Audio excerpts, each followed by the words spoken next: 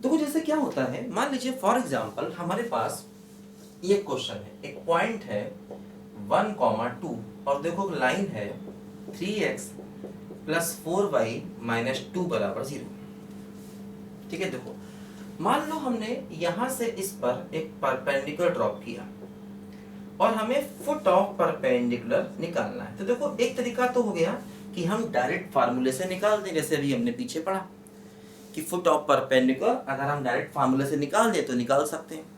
अच्छा कई बार क्या होता है हम फार्मूला भूल जाते हैं, देखो उसका प्रोसेस भी है। देखो प्रोसेस ये है, अब देखो हम इसको फार्मूले से भी कर सकते हैं, इस क्वेश्चन को पिछले वाले डायरेक्ट फार्मूले से कर सकते हैं, लेकिन देखो इसको प्रोसेस से भी कर सकते हैं। देखो तरीका ये है, जैसे ये जो लाइन है इसको ऐसे लिखें 4y बराबर माइनस 3x प्लस 2,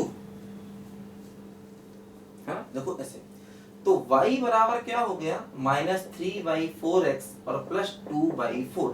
देखो इसका स्लोप आ गया कितना माइनस 3/4, इस लाइन का स्लोप आ गया। हम देखो काम करें, इस PF लाइन का स्लोप निकालें। देखो स्लोप ऑफ PF लाइन, देखो इसका स्लोप क्या होगा, इसका रेसिप्रोकल और नेगेटिव क्या हो जाएगा बोलो 4/3 हो जाएगा, है ना। इसका स्लोप हो गया माइनस 3/4, इसका स्लोप क्या होगा बोलो रेसिप्रोकल और नेगेटिव मतलब 4/3। तो देखो इसका जो इक्वेशन होगा, इक्वेशन ऑफ PF लाइन, देखो P पॉइंट क्या है 1 2 और देखो स्लोप ये है, तो इसका इक्वेशन क्या हो जाएगा y माइनस y1 बराबर स्लोप ब्रैकेट में x माइनस x1। देखो ये PF लाइन का इक्वेशन आ गया, है ना। पॉइंट मालूम है P 1,2 और देखो स्लोप मालूम है, तो y minus y1 equal to m x minus x1। देखो सिंप्लीफाई करें तो 3y माइनस 6 बराबर 4x माइनस 4, है ना। देखो ये हो गया क्या 4x माइनस 3y और प्लस 2 बराबर 0। देखो ये PF लाइन का इक्वेशन आ गया, है ना। 4x माइनस 3y प्लस 2 बराबर 0। देखो क्या होगा, अब ये जो F पॉइंट है ना, F पॉइंट ये इन दोनों का पॉइंट ऑफ इंटरसेक्शन है एक्चुअली। तो देखो ये PF लाइन का इक्वेशन आ गया और देखो ये लाइन है क्या है बोलो 4x माइनस 3y और प्लस 2 बराबर 0। ठीक है, तो देखो क्या हुआ, ये इसके परपेंडिकुलर लाइन है ना, तो इसका इक्वेशन आ गया। तो देखो हमें PF लाइन का इक्वेशन मालूम चल गया, ये देखो PF लाइन का इक्वेशन है और ये इसका इक्वेशन है।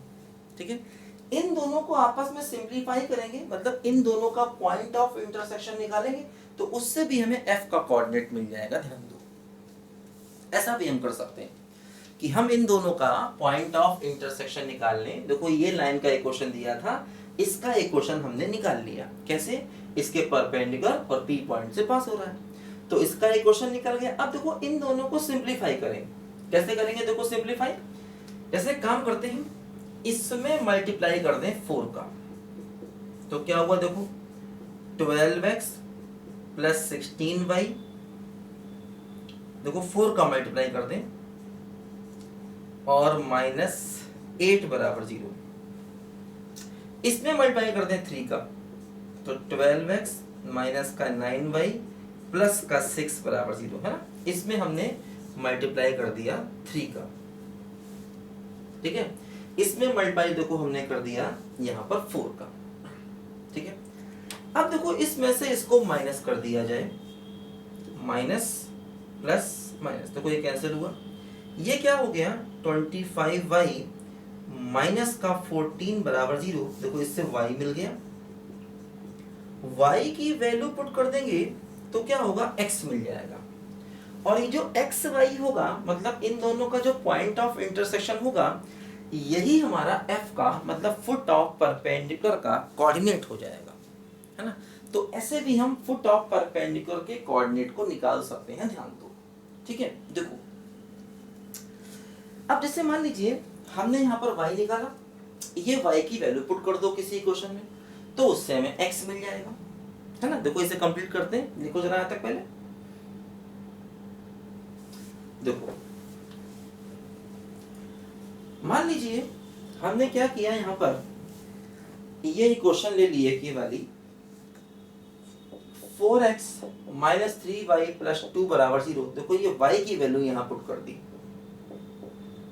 3 इंटू 14y बाई 25 प्लस 2 बराबर 0। ठीक है, देखो ध्यान दो।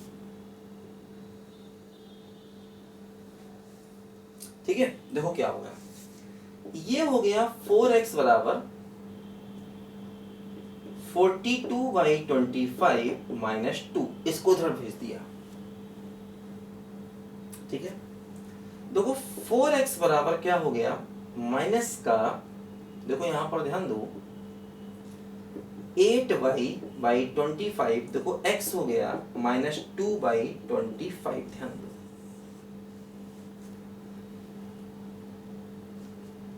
ठीक है, देखो ये हमारा f का कोऑर्डिनेट आ गया, x क्या आ गया माइनस 2 बाई 25, और देखो y क्या है 14 बाई 25। देखो ये हमारे f पॉइंट का कोऑर्डिनेट आ गया, ध्यान दो। ठीक है, अब देखो यहां से फुट ऑफ परपेंडिकुलर आ गया। देखो अब अगर हमें फॉर एग्जांपल ये परपेंडिकुलर लेंथ निकालनी होती, जो कि हम डायरेक्ट फार्मूले से निकाल चुके थे, mod of ax1 plus by1 plus c upon under root a square plus b square, है ना। फुट जो परपेंडिकुलर की लेंथ है उसका फार्मूला हमको मालूम है। लेकिन अगर हम f निकालने के बाद p और f के बीच का डिस्टेंस निकाल लें तो वही हमारी परपेंडिकुलर की लेंथ भी हो जाएगी, है ना। हम चाहे तो ऐसा कर सकते हैं कि f का कोऑर्डिनेट आ चुका है, p मालूम है, तो p f के बीच की डिस्टेंस निकाल लो, वही परपेंडिकुलर की लेंथ हो जाएगी। हालांकि जरूरत नहीं है, सीधे फार्मूला यूज करिए परपेंडिकुलर की लेंथ का, जो मैंने आपको बताया। अब देखो तीसरी बात, अगर हमें इमेज निकालना होता वो भी निकल आता। जैसे मान लो यहां से देखो ऐसे करके ये p डैश पॉइंट है, ये मान लो इसको हम अल्फा बीटा मान लें तो इमेज भी निकल आएगा। दो कैसे, देखो तरीका ये है कि हम p और p डैश का मिड पॉइंट निकाल लें। देखो हमने p डैश को अल्फा बीटा मान लिया। अब देखो p डैश को अगर हमने अल्फा बीटा मान लिया, अब देखो हम क्या करेंगे, अल्फा बीटा मानने के बाद हम p और p डैश का मिड पॉइंट निकाल लें और उसे f के बराबर कर दें।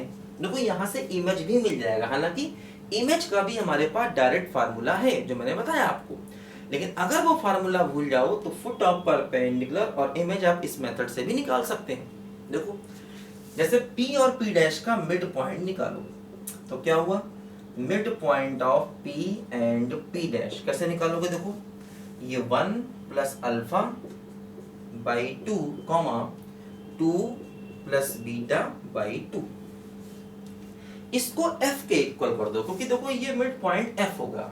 f देखो ये है, पहले को पहले के बराबर कर दो माइनस 2 बाई 25, दूसरे को दूसरे के बराबर कर दो तो 14 बाई 25, है ना।